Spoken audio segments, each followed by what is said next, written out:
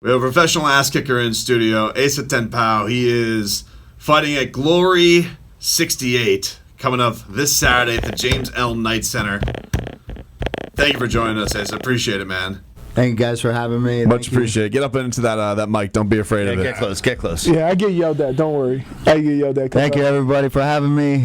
Wake up 305. Let's get it on. Are you excited to be fighting locally? It's not too far for you. Absolutely. It's always a good environment when I get to fight locally. I don't have to wake up and fly to another country or fly to another state, have to prepare all that other stuff. I'm just an hour away, so very quickly get ready and come down. You've been all over though, man. Like you've been to different corners of the earth, Thailand, all that type of stuff. Like, can you give us a sense of, I guess, because I watched the Netflix special, like Fight World, of people fighting in Thailand. It looks like a crazy experience.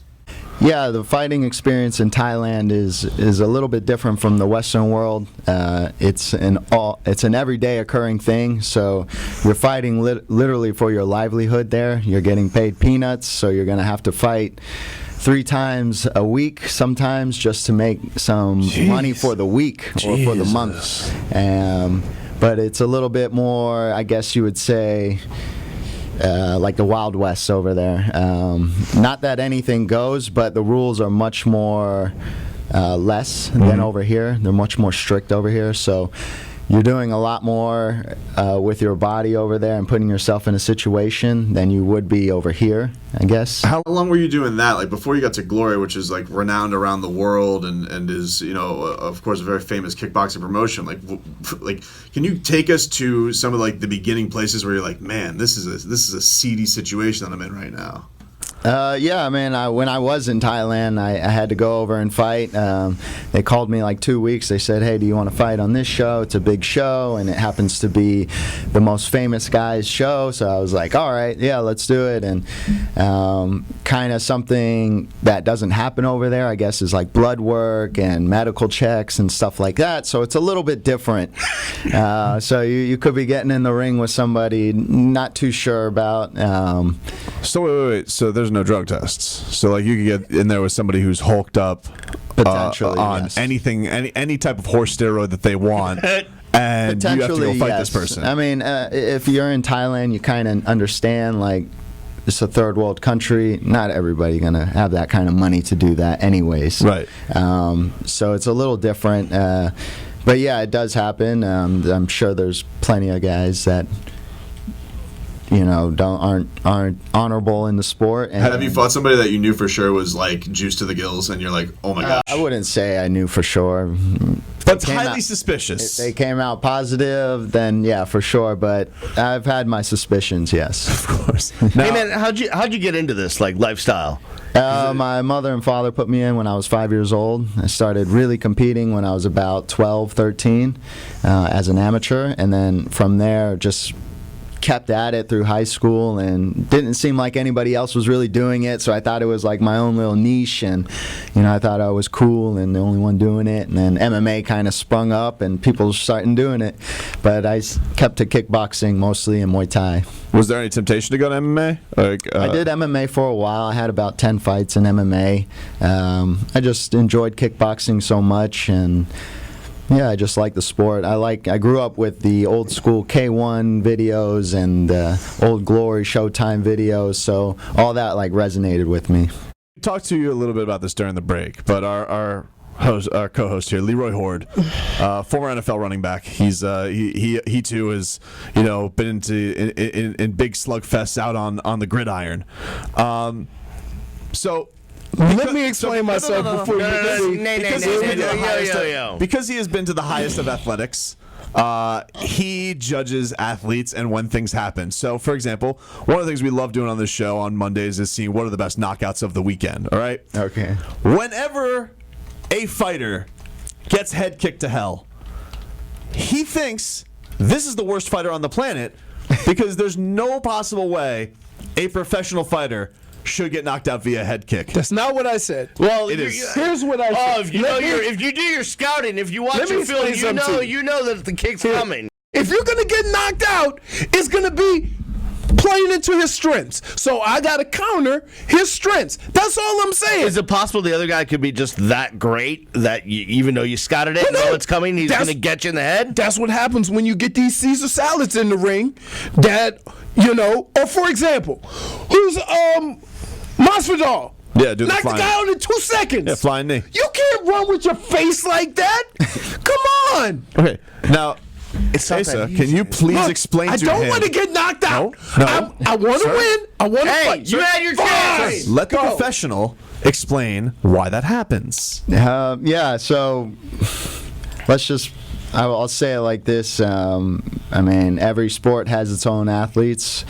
Our sport, just like any other sport, guys are going to be at the highest level competitiveness, and there's going to be an edge somewhere.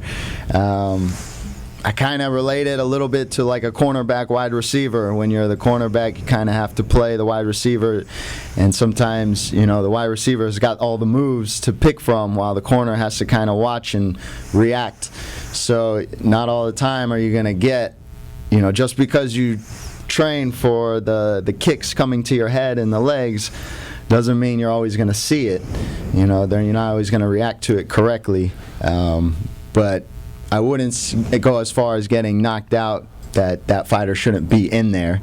I'm not saying. As far as the Masvidal and Askren fight, I mean, Askren, in my opinion, can destroy a lot of guys. No, I'm not. Look, I'm not taking away from their ability, but I'm saying, if you're in that arena, probably shouldn't be leading with your face. There's nobody who means to get knocked out. I know that. That's not a thing. But you can't run. Ben ran at him like this. Like- I would say that was part of the game plan. I mean, he wanted to wrestle Masvidal, and Masvidal wanted to knock him out. How about you, kinda- man? Like when you get like, can you see that coming in a fight, like where you know you got someone, and you get him with something just absolutely devastating? Like, you see it set up early on. Does it come quick? Yeah, you can when you're definitely- visualizing you do your due diligence on your, like you said, watching your tape. You can, what's the term? It's when opportunity and preparation meet. It's luck. So, kind of that deal, I guess. That's a famous quote, I think, from Al Golden, I believe. Really? Well, now's not the is. time for that. Really? Glorious 68's coming to the James L. Knight Center this weekend. So tell us about this fight. You've been getting ready for it, coming up Saturday night. Who are you taking on, and what are you looking for in this upcoming bout? So I'm fighting Glory 68 Miami. I'll be the co-main event. I'll be fighting against UK's Bailey Sugden. He's coming in over, I think he already has 6 fights in Glory as well. So we're coming to meet in a featherweight match to kind of start eliminating for the title. Nice. I'm looking forward to this fight. I know he's going to bring his best, and he's come over here to try and put me out and take out what he considers his hype. So we'll have a good fight this Saturday. You're local. You're West Palm Beach. Do you have a big gathering that's coming with you? A lot of fans, a lot of family. Yeah, I have mostly. I should probably have a couple hundred in the arena for myself. We had about a couple hundred in Orlando for the last one, so this one should be around the same, if not more. Now, do your fans behave? Because like we've been to some events. We've been to some events. And Well, have you been to a Glory Kickboxing? I haven't been to Glory Kickboxing, Okay. so this is gonna be a first for me. But But we've been to MMA down here. We've been to boxing, and one of the commonalities that goes on, if that's a word, sometimes with hometown fighters is their friends and family feel a little bit froggy because they're defending you. They want you to do well, and sometimes that can spill into conflict. So has that ever happened with you, or have you witnessed that happen in the crowd where the fans, because of the guy they're supporting, get a little bit too full of themselves and feel like they're also in the main event? I've definitely seen that with other fans. Definitely not with my fans. My students and my fans, they all either train with me or know me very well, and because I've been doing this for the past 25 years, they know how to respect that.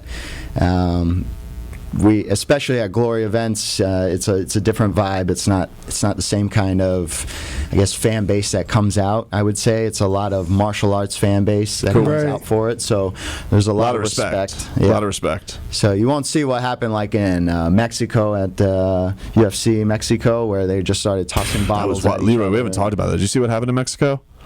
So No. dude he got his eye basically scratched, and they Like 20 seconds into the Yeah, like first 20 round. it was- the main guy is a Mexican, Yaya Rodriguez, and just And so they start throwing garbage. They started throwing beer bottles. Like, one of the broadcasters is hiding under the desk while he's like calling the whole event. It was bananas. the couple, It's- the that- favorites lost. A couple That's MMA, man. It's brutal. Like where was it? We were at the Hard Rock.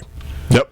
The Hard Rock, a melee. The fight outside the ring was better than the fight in the ring. It's crazy. It gets wild, man. That doesn't happen at Glory. The fights are always the best in the ring. Well, we're looking forward to it this Saturday. Glory Kickboxing, Glory 68 in Miami. Asa Ten Pow, thank you so much for joining us, my Thanks, friend. man. guys. Appreciate Good luck it. this Appreciate being weekend. here. All the best, and hopefully you get the victory in your home area. Thank you, guys.